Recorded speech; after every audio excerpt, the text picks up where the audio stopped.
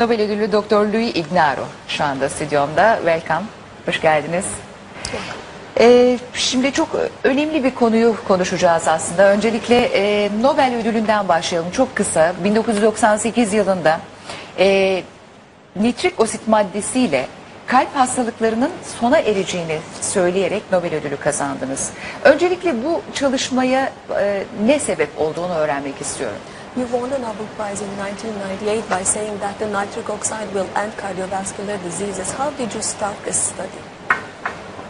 That's a very interesting question. We started studying nitric oxide back in the late 1970s because we thought that that was the way in which a very famous drug called nitroglycerin was working to relieve heart disease. Biz 1970'lerde bu konuda çalışmaya başladık. Çünkü nitrogliserinin kalp hastalıklarına faydası olduğunu düşünmüştük. Bununla ilgili olarak peki çalışmalarınız şu anda ne boyutta? Herbalife'ın danışmanısınız aynı zamanda ve Networks, yanlış mı söylüyorum? Networks projesiyle bambaşka bir sunum yaptınız. Bunun detaylarını öğrenebilir miyiz? Can we get the details of your work with Herbalife? We know that you're consultant for Herbalife and there's the project called Nightworks. Can you talk about that? I joined Herbalife about 8 years ago or so, and I had an idea based upon my own research that if we take enough of certain kinds of amino acids, that we could stimulate the body to make more nitric oxide, which we knew would be beneficial for cardiovascular health. And so I found that Herbalife was very interested in the possibility of making this product. So together, we worked together and we developed and marketed. Evet, 8 yıl önce Herbalife'la çalışmaya başladım. Çünkü yeterince belli bir tür amino asitten alabilirsek vücudumuzda bir stimülasyon yapıp kalp hastalıklarının iyileştirilebileceğini ve durdurulabileceğini düşünmüştük. Bu nedenle Herbalife'da bu konuyla ilgilendiği için birlikte çalışmaya başlayıp Nightwork projesini geliştirdik. Nightwork projesi ürünün nitrik osit seviyelerini iyileştirebiliyor şeklinde bir bilgimiz var. Nasıl iyileştirilebiliyor? Nightwork projesi aynı zamanda Herbalife'ın bünyesinde olan bir proje değil mi? Yanlış bilmiyorum. So this is within Herbalife that you're developing this project, and we also know that Nightwork projects improves the level of nitric oxide. Is that the case? Yes, exactly. What Nightworks does, because of one of the amino acids called arginine, the body uses arginine to make nitric oxide. So it's a natural way of stimulating the body to make more nitric oxide. Evet, tam da söylediğiniz gibi zaten nitrik oksit arginin denilen bir amino asit üretimini sağlıyor ve amino asit de doğal bir şekilde vücudu stimüle edip nitrik oksit üretimini arttırıyor. Kim kullanmalı bunu? Neden kullanmalı? Biz yediğimiz, içtiğimiz ürünlerden bu nitrik oksit seviyesini yükseltemiyor muyuz? İhtiyacımız olanı alamıyor muyuz? Who should use this product? Can we get enough of this product from the natural foods that we consume? Whenever a person eats a nutritional diet, healthy diet, you are eating amino acids. And this is what you must do in order for your body to make nitric oxide. But many people, many busy people, don't eat an appropriate diet. They don't eat enough amino acids. So Nightworks is for people who are on the go, who don't eat a very healthy diet every single day. And this product supplements the amount of amino acids that you eat, and therefore ensures that you make healthy amounts of nitric oxide every day. Sağlıklı bir beslenmeyle her zaman amino asit alabiliyoruz ve böylelikle vücudumuz nitrik oksit üretebiliyor. Ama insanlar çok meşgul oldukları için yeterince amino asit tüketemiyorlar. Sürekli seyahat eden, çalışan insanlar. Dolayısıyla bu bir destektir, beslenme desteğidir. Bunu aldığımız zaman bu amino asidi vücudunuzun daha fazla nitrik oksit üretmesini sağlarsınız. Nitrik oksitin aynı zamanda kalp rahatsızlıklarına iyi geldiğini az önce altını çizmişsiniz. Bu konuda kanıtlanmış resmi bir şeyler var mı? You also mentioned that the nitric oxide works on cardiovascular diseases. Is there any proof, any published proof of that? Absolutely, yes. The basis for the Nobel Prize in Medicine, which I received on nitric oxide work, is based on the fact that nitric oxide is extremely important to maintain cardiovascular health by lowering the blood pressure, preventing stroke, and preventing heart attack. Evet, kesinlikle var. Zaten kazandığımız Nobel Tıp Ödülü de nitrik oksidin bu konudaki büyük öneminin altını çizmekte. Kan basıncının düşürülmesiyle kalp sağlığının sağlanması kanıtlanmıştır. Kanıtlanmış bir şekilde devam ediyor. Neden böyle bir ürün tasarladınız desem? Can I ask how and why did you design such a product? My research and other people's research revealed the importance of nitric oxide. Then what happened was that we began to understand how the body makes nitric oxide. The body makes nitric oxide very, very simply from amino acids. The same amino acids we eat in protein, in beef, nuts, and so on. So I had an idea of taking those amino acids without the calories and putting them in a jar with some antioxidants. And this was tested clinically, tested in animals, humans, and shown to increase nitric oxide and to be very useful for heart health. Evet, benim araştırmam ve başkalarının araştırmaları da nitrik oksidin önemini göstermişti zaten. Biz vücudumuzun nasıl nitrik oksit ürettiğine baktık. Çok basit bir şekilde amino asitlerden üretiyor. Yediğimiz proteinden, balıktan, etten veya fındık fıstıktan amino asit üretebiliyoruz. Biz ne yaptık? Bu amino asitleri alıp kalorileri çıkarttık içinden. Bir kavanoza koyduk. İçine de antioksidan ekledik ve yaptığımız şey klinik olarak da kanıtlandı. Nitrik oksit üretimini arttırıyor. Peki neden Herbalife? Bu buluşmayı biraz anlatabilir misiniz? Can you talk about your cooperation with Herbalife? Why Herbalife? Why Herbalife? That's a good question. When I had this idea of developing a product that could stimulate nitric oxide formation, I could not make the product myself because I am not a company. I did not have millions of dollars. And so I looked for other companies that might be interested in working with me to develop the product, which was later called Nightworks. And the one company that I had the most respect for was Herbalife. They were willing to work with me, so together we worked, and about 6 months later they were able to develop and market the product, which we now call Nightworks. Evet, güzel bir soru sordunuz. İlk önce bu nitrik oksit konusundaki fikirlerim gelişmeye başladığında tabii ki bunu tek başıma yapamayacağım için birlikte çalışabilecek bir firma araştırdım. En çok saygı duyduğum firma olan Herbalife ile görüştüm. Görüşmelerimizin hemen ardından 6 ay içinde zaten daha sonra Nightworks ismini verdiğimiz ürünü geliştirebildiler. Çünkü bu konuda yeterince fona da sahiptiler. Peki kim nasıl kullanmalı? Kaç yaşından itibaren bunu kullanmamız gerekir? Nasıl faydalarını göreceğiz? Herkes kullanabilir mi? Who should use it, or how old should we be to use this product? Can anyone use it? Anyone can use this particular product. I always suggest that when you become a late teenager or in your early 20s, that's when you should begin to use it, because in those people who develop cardiovascular disease, they start in the teenage years, in the very young adult years. Nitric oxide is made by our bodies in order to prevent the development of cardiovascular disease. Therefore, I suggest very strongly that people take this, everyone take this when they're very young, especially if heart disease runs in your family or if diabetes is common in your background. Absolutely, those people should begin to take Nightworks at a very young age. Herkes kullanabilir bu ilacı. Özellikle de 10'lu yaşların sonu veya 20'li yaşların başında ben şiddetle tavsiye ediyorum. Çünkü kalp hastalıkları zaten böyle erken yaşlarda gelişiyor. Ben özellikle de ailenizde kalp problemi varsa, diyabet problemi varsa mümkün olduğunca erken yaşta kullanılmasını tavsiye ediyorum.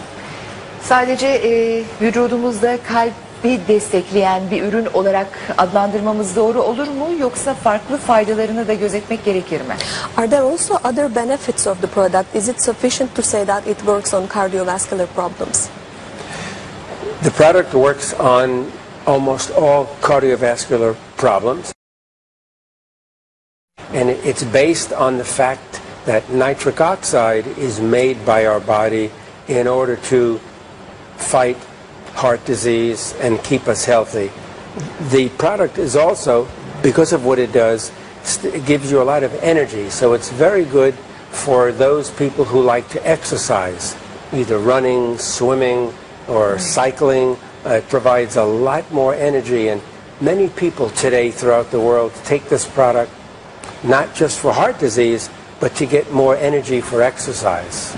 Evet, aslında kardiyovasküler kalp sorunlarında işe yarıyor. Çünkü nitrik oksidin vücudumuzda yapılmasını hızlandırıyor. Ama çok da enerji veren bir ürün. Yani eğer idman yapıyorsanız, yüzüyorsanız, bisiklete biniyorsanız bu amaçlı da kullanabilirsiniz. Dünyanın her yerinde insanlar bugün daha fazla enerjiyle egzersiz yapabilmek için kullanıyorlar.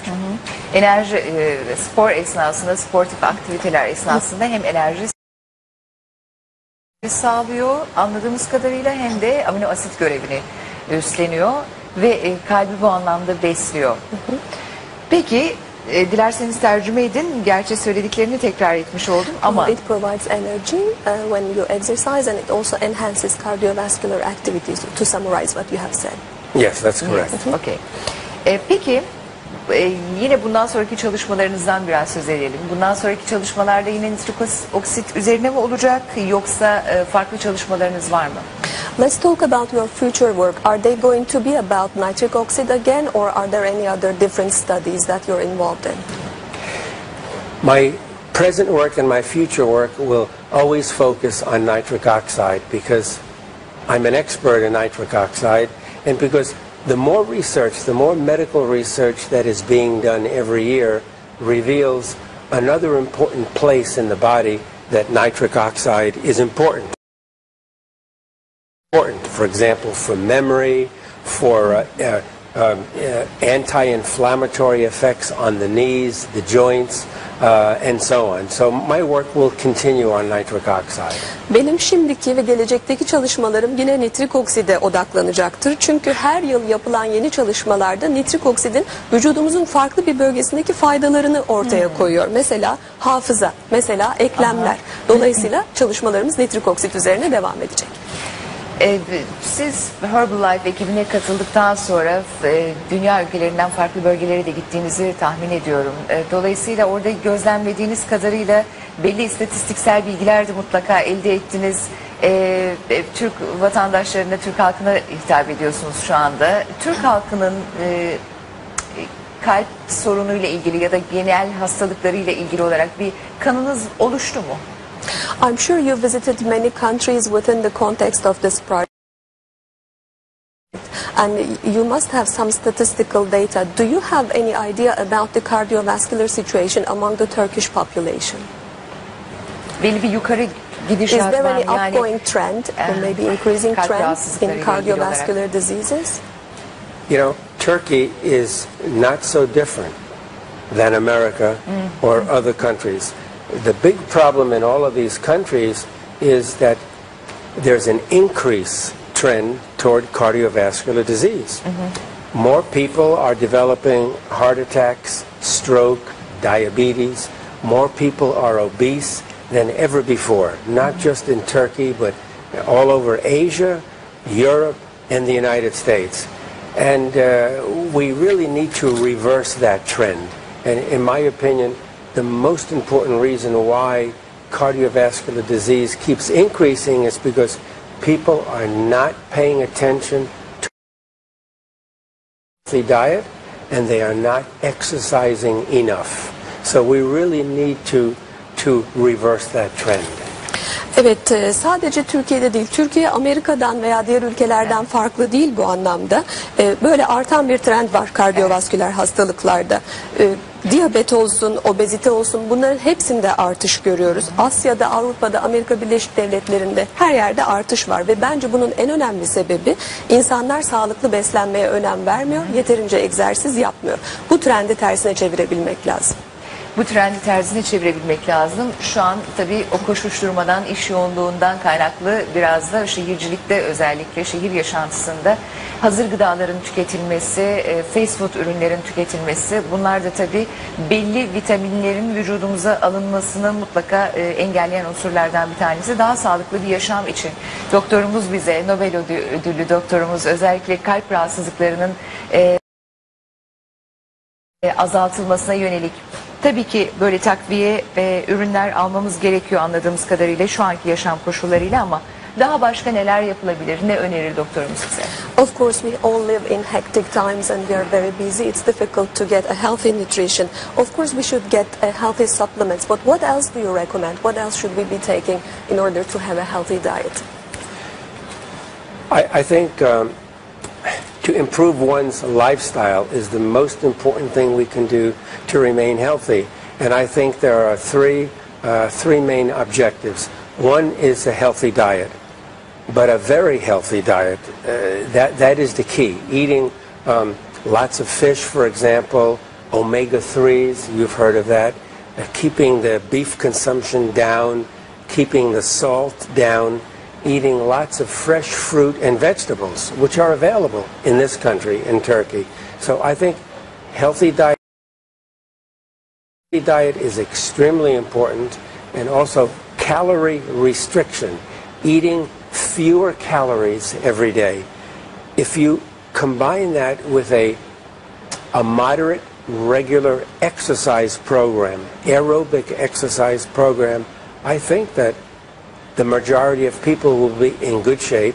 And of course, one should always supplement both of those things with healthy nutritional supplements. Evet, tabii ki ben 3 önemli hedef düşünüyorum sağlıklı beslenme konusunda. Bir tanesi çok ama çok sağlıklı bir beslenme. Bunu da çok fazla balık, omega 3 yiyerek, tüketerek elde edebiliriz. Et tüketimini, tuz tüketimini azaltmamız gerekiyor. Türkiye'de bolca taze meyve sebze var. Bunların tüketiminin artırılması lazım. İkincisi, kalori alımının azaltılması lazım. Çok daha az kalori tüketmek gerekiyor her gün. Bunun üzerine bir de orta düzeyde ve düzenli bir egzersiz ekleyebilirseniz İnsanların çoğunluğu çok sağlıklı olacaktır diye düşünüyorum. Tabii ki bunlara da ek takviyeleri de almamız gerekiyor bunların yanında. Ek takviyeler noktasında şunu sormak istiyorum. Bu benim kişisel sorum aynı zamanda. Şimdi birçok konuda vitaminsiz kaldığımız bir gerçek. Bunun altına çize çize uzmanlarımız aktarıyor. Ama E vitamini için omega 3, yeterince balık yiyemiyorsak yağını almak. İşte başka bir üründen C vitamini alamıyorsak yine bunun tabletini almak. Birçok konuda bütün vitaminleri tabletlerden almaya kalktığımızı düşünürsek bunun nasıl önüne geçilebilir? Bu farklı sıkıntıları da beraberinde getirebilir mi? Hep merak etmişimdir. Well, that's true that it's difficult. We sometimes will lack some vitamins. It's difficult to get them naturally. But if we want to replace all these natural vitamins by supplements, does that create any additional problems? Do you think, are there any additional problems there? Personally, I think if you take moderate amounts, the recommended small amounts of all the vitamins, it's not going to produce a serious problem. I personally think that if you eat a reasonably healthy diet every day, you probably don't have to take all these extra vitamins. But it is a good idea to take extra protein, extra carbohydrates, and extra antioxidants, which are not vitamins. Vitamins are very different than the natural components of a healthy diet. So people need to take protein, omega-3, which is very important in fish, for example, amino acids, like we have in Nightworks, and also antioxidants, like vitamin C. That is one vitamin that is good to have all the time. But I don't think it's necessary to take all of the other vitamins if you have a healthy diet. Tabii yeterince sağlıklı beslenebiliyorsanız o zaman bütün bu vitaminleri ekstra olarak almanıza gerek olmayacaktır. Neye ihtiyacınız var? Protein, karbonhidrat ve antioksidanlara ihtiyacınız var. Bunlar vitamin değil. Vitaminler biz bu aldığımız doğal bileşenlerden biraz daha farklı şeylerdir. İnsanların proteine ihtiyacı var. Bunu balıktan alabilirler. Evet. Amino asit Nightworks'te de mevcut. Buradan da alınabilir. En önemli vitamin C vitamini. Antioksidan olduğu için C vitaminini yeterli miktarda almak lazım. Onun dışında ekstra bütün bu vitaminleri ek olarak almaya gerek yok. Peki biraz Herbalife odaklı gidelim o zaman.